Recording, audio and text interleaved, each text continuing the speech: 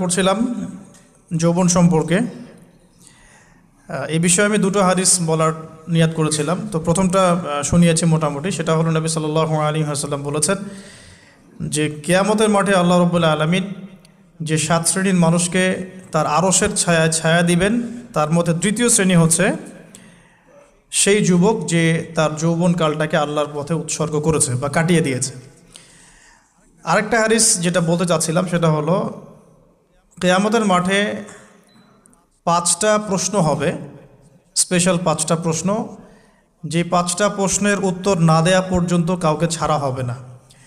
তার মধ্যে প্রথম প্রশ্নটাই হচ্ছে তোমার জীবন কোন কাজে কাটিয়েছো, এবং দ্বিতীয় প্রশ্ন হচ্ছে তোমার যৌবন কোন কাজে কাটিয়েছো।